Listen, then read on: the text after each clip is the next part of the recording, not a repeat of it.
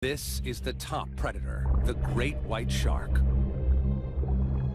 A 5,000-pound male starts a hunt. He hasn't eaten for 3 days.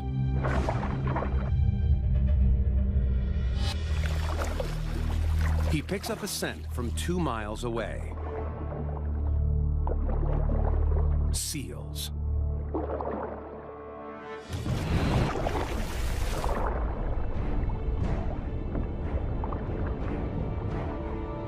He's a great hunter, but he's not perfect. Great whites are unsuccessful more than half the time.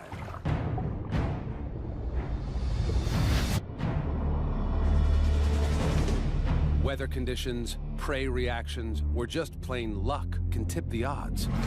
But this guy's got some clear advantages. The most significant being lots of prey. Seal Island. It's early winter, right when this 75,000-course buffet must leave the island in search of food.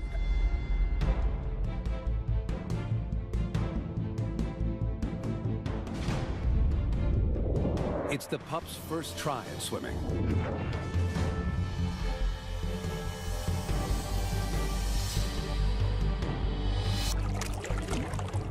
Instinctual grace soon surpasses clumsiness. They're on a mission. To get to their fishing grounds, they must run the gauntlet.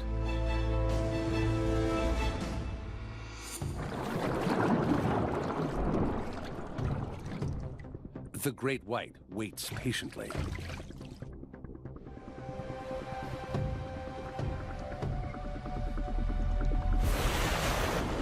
The older and wiser seals know what waits for them.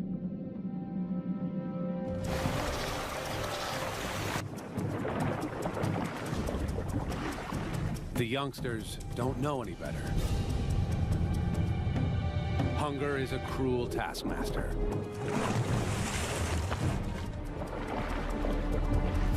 There is safety in numbers. Lagging behind increases the chance of becoming a target.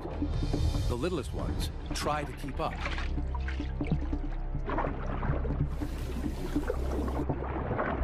He can hear and feel them from over 200 meters away.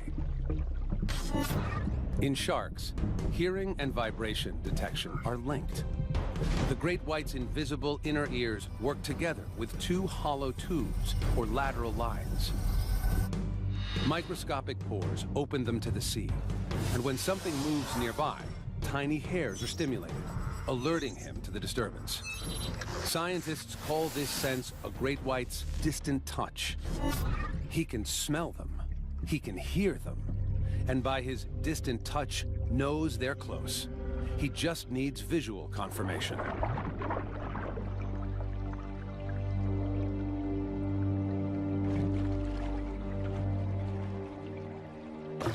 He makes his move, directly below his target.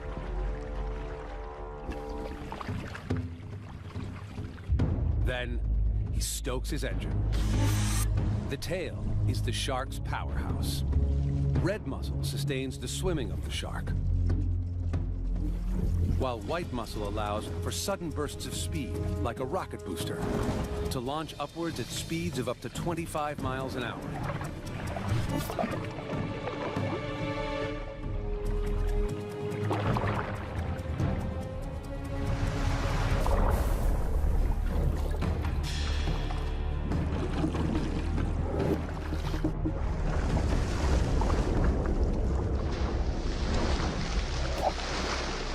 It's a fail.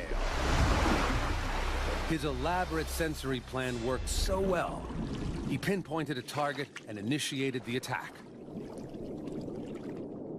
The strike was textbook, except for a curveball. Clear skies and calm seas, like today, worked to the prey's advantage. The seal saw him at the last minute. So when the shark made contact, his cover was already blown. The seal's whiskers detected tiny vibrations, so he was aware of the shark before he became dinner.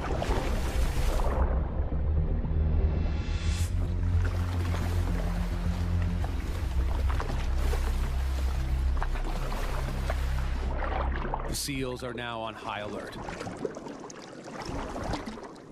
The pups will head home in a few hours. By then, they'll be exhausted and easier targets. He slows his pace to save energy. The hunger pangs don't go away.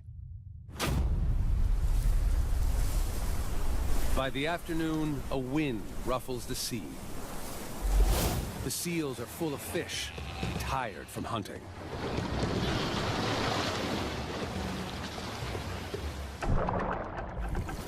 It's supper time.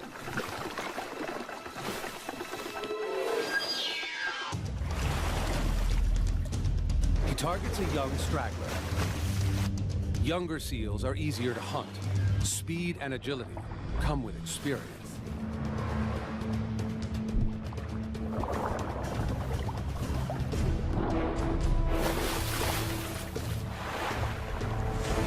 A great white has two major blind spots. Directly in front of the snout and right behind the head. The seal luckily lands in those spots. Agility wins. The seal makes it to the kelp. Double fail. For the shark, it came down to one critical moment. The initial strike didn't bear fruit, and from then on, the odds were in favor of the seal. It became an agile torpedo, using its front flippers to propel itself away from the shark, while steering and changing direction with its back flippers. The great white had already struck out once today, so when he missed the seal on the first strike, he should have just swum away. Two fails means he's lost out on over 1 million calories. The great white executes the perfect attack. But there's something wrong. It's a decoy seal set by a tourist boat to lure the shark.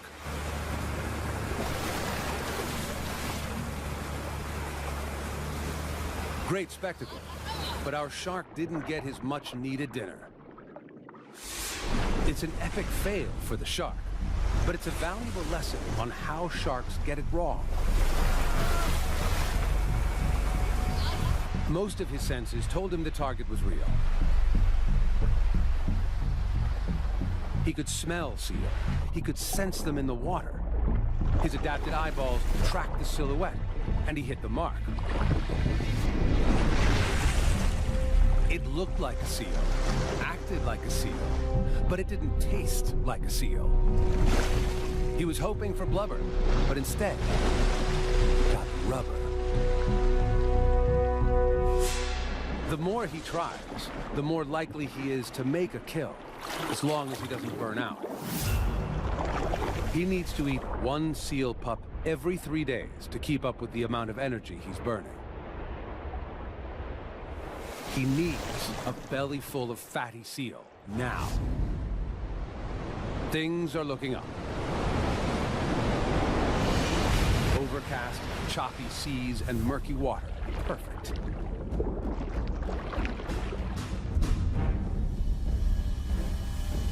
No longer in tight formation, the seals are trickling in from their 3-day fishing trip.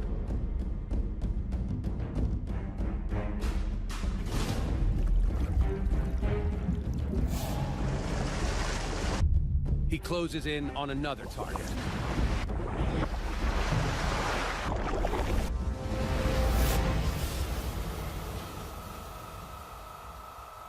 It's a direct hit.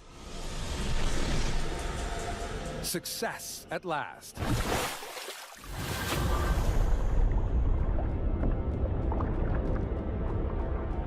This time, the shark launched the strike just as the seal was taking a breath of air.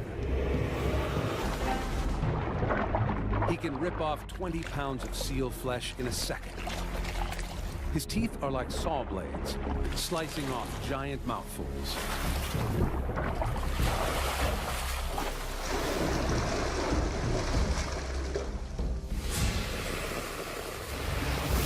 For the great white, All systems must be accurately aligned for the perfect hunt. Every seal he gets fuels his machine. The ones that get away motivate him to try again. If the great white is the killing machine of the sea, this predator is its counterpart in the sky. Gannets are air-to-water missiles, plummeting at 60 miles an hour for their food. Now, they're leaving to track down a fishy feast. 200 miles away, millions of sardines start their annual migration. The sardines form one of many massive clouds of fish called shoal to follow blooms of plankton. It's time to fly or die.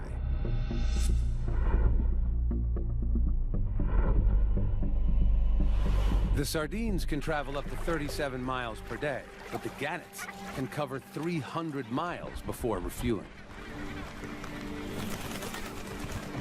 Their bird's-eye view means they can look for dark moving water, a sign of fish massing together. Unlike most birds, their eyes face forward, giving them binocular vision. They see them, or so they think. They were hunting for sardines, but instead, they've got a shoal of thousands of mackerel, bigger, more challenging fish to hunt.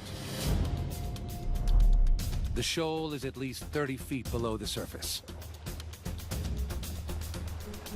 The gannets prepare their superpower.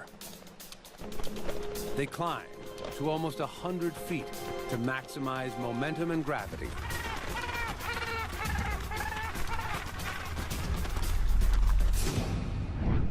They have to be perfectly aligned, or they will die on impact.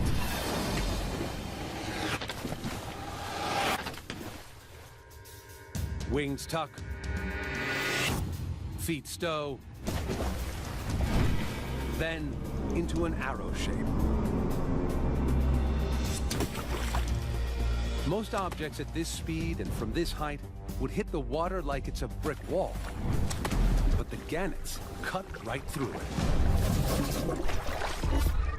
Protective membranes cover the eyes and act as goggles during the dive.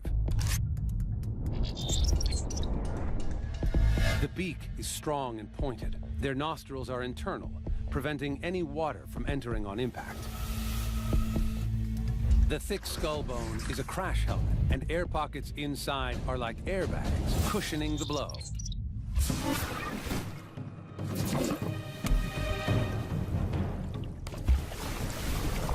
The gannet's momentum drives it 30 feet below the surface. The mackerel bunch together, making it tough for the gannets to pinpoint one fish. There's strength in numbers. And then the ball descends deeper, away from the menace above. The gannet has two options: go back to the life of a bird, or transform into the awesome superfish. The gannets won't give up. Instead, these birds turn into superfish. They flatten their wings and swim.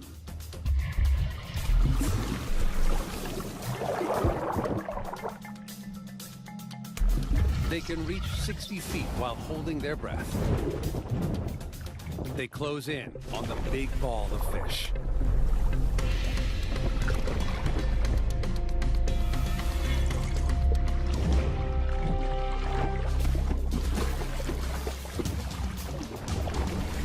The gannets grab hold of the mackerel. But their plan of attack isn't working. The mackerel are wriggling free, despite serrations near the tip of the gannet's bills, good for gripping slippery fish.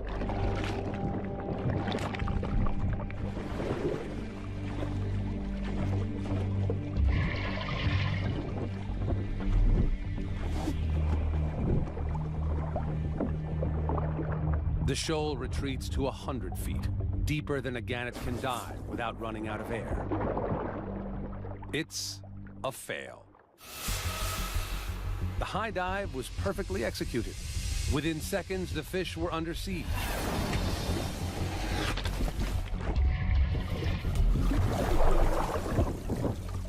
But when they grab the prey, the mackerels slip free.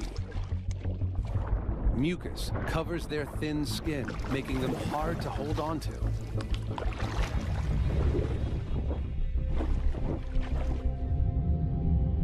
The gannets are tired from the lengthy flight, and today the strong swimming mackerel proved too much for them. Then the entire shoal descended beyond gannet depth.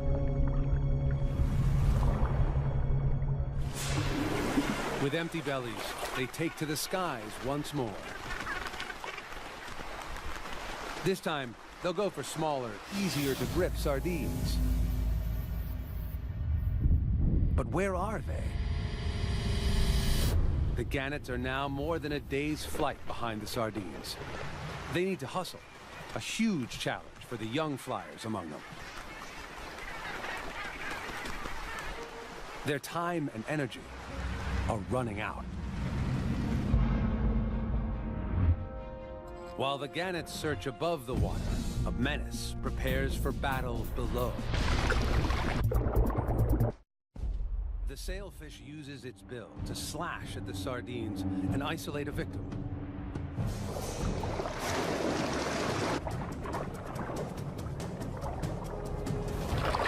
The next sailfish in line takes aim and strikes. It's completely off. When one misses, another is ready to take its place. Another failed. Or is it? Sailfish don't just pick off individuals. They hit multiple sardines over and over again.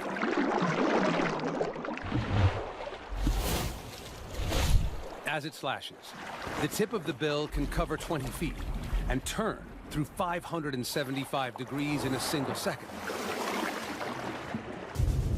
That's a lot quicker than a sardine can swim, and a lot faster than it can react. The sailfish were relentless in their attack. First, they teamed up and moved their targets into position. Then, they used their 2-foot-long bills to wound the sardines and wear them down. This first attack took its toll.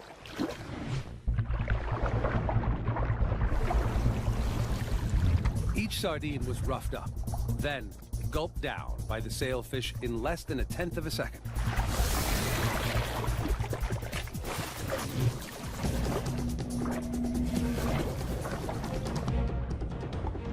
Every sailfish ultimately got a meal. Sailfish are superb killers with specialized strategies, but it's the orca that takes the prize for the craziest hunter in the sea.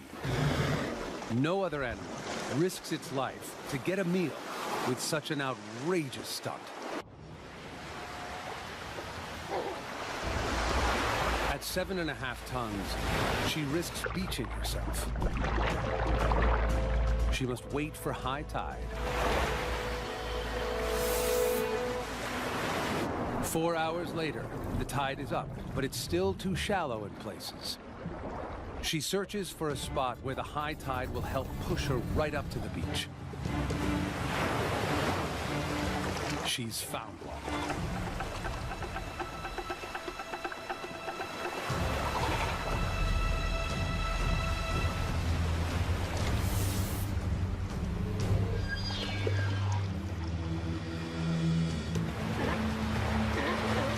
She gears up to perform a super stunt, totally unique to this pod.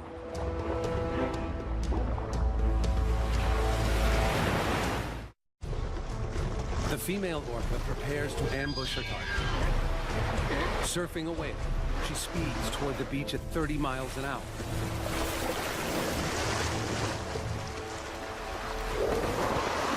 It's a fail.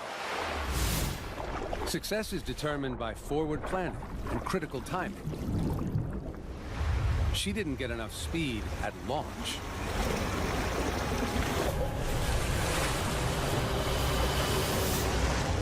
Then, at the last minute, she ran out of water to surf and put on the brakes. This gave her away, and the pups escaped. It's a skill that takes years to get right. She tries over and over.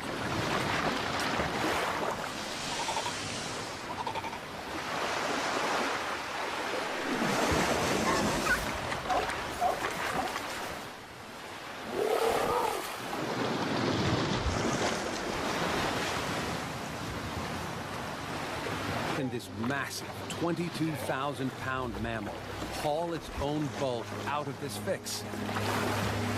Pod to move on. But another, much bigger pod is just getting started. It begins with a family of 12. They find others with the same goal. The families don't compete, but join forces, form ranks, and are soon a legion of 1,000 strong. A ready-to-hunt megapod.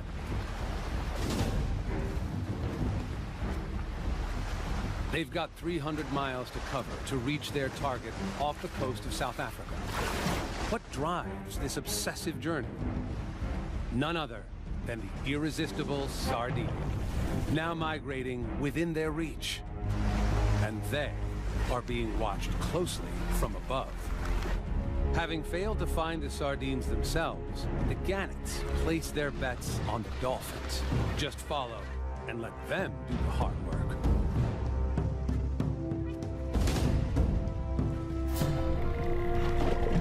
Like their giant dolphin cousins, the orcas, they use their sonar to communicate, navigate, and home in on their prey with deadly accuracy.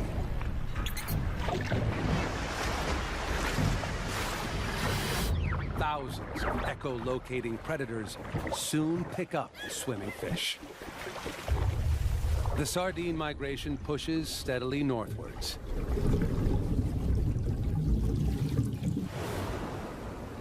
This shoal is an astonishing 9 miles long, 2 miles wide, and up to 130 feet deep.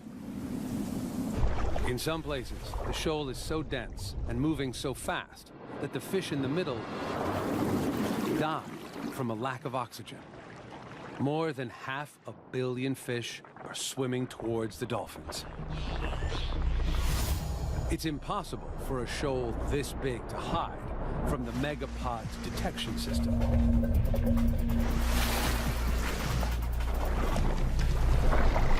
The sardines fall right into the dolphins' trap. Now, the hard work begins. Holding their breath for up to 10 minutes, they work to split the shoal and push a smaller group towards the surface. They do it, herding the fish like border collies corralling sheep. Under attack from all angles, the sardines stick together. But the tiny sardine should never be underestimated. Along with vision, they coordinate their movements by reacting to water flow. When it works, they avoid bumping into each other. Organs, called neuromasts, line the skin around the sardine's head and accurately detect motion between themselves and the surrounding water. As one fish moves, it creates a flow of water that provides information to the fish next to it or behind it, allowing them to keep their place within the rapidly moving shoal. This is how a shoal works. Thousands can move as one. Each individual tries to find safety in the middle, creating a mass continuously folding in on itself. Nobody wants to be stuck on the outside. The gannets flock overhead, waiting for the fish to come within reach. The alliance is about to reach its climax. The table is set, everyone is in position. But unexpected diners show up. Sharks. Thousands of them.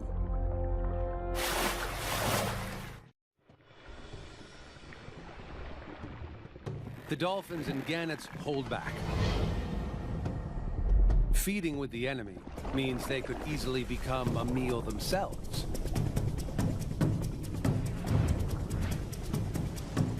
The sharks think they can collect the proceeds from the dolphins' hard work.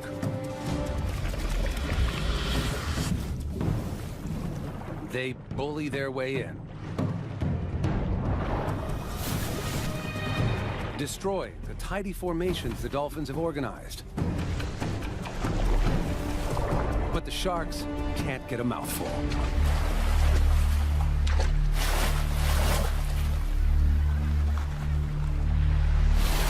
The dolphins regroup. Just maybe they can patch up the mess.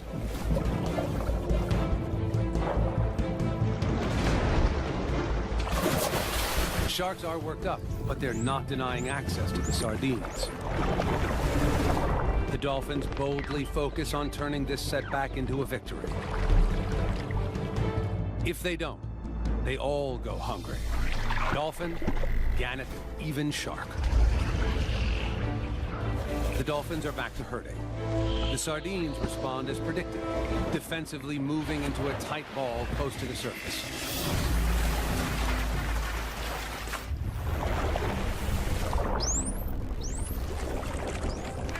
The gannets watch the turmoil from above. They're done with waiting.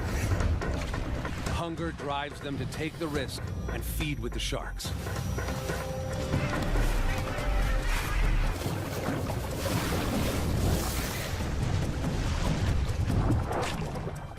The feast fast becomes a frenzy.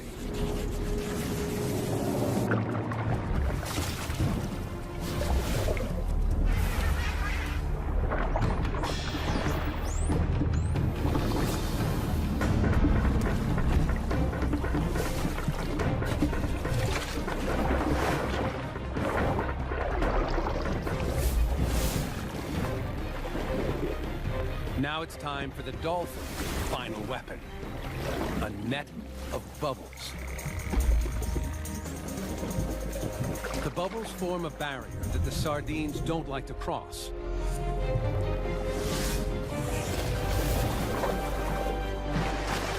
With no escape, the shoal is shrinking fast. Shark, bird, and dolphin all get a piece of the action, until a newcomer completely changes the game again.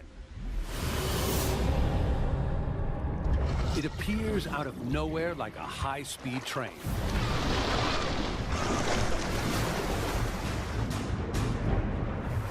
"42 feet in length, with the ability to swallow a small car, the Brutus whale vacuums up hundreds of sardines in one mouthful.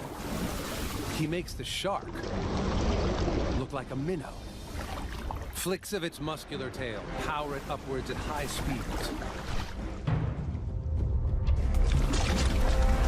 Even with its gigantic ballooning mouth, creating drag.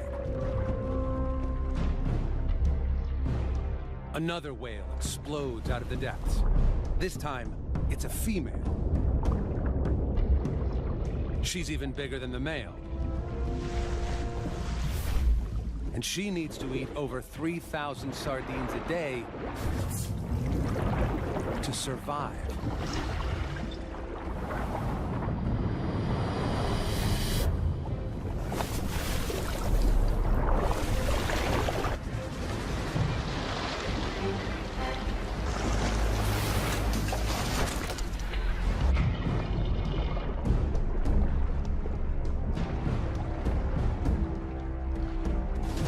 The whales triumphed in what the sharks initially attempted, a latecomer cleanup job. The dolphins scoop up what's left, and there's not much. Only one lucky sardine survives.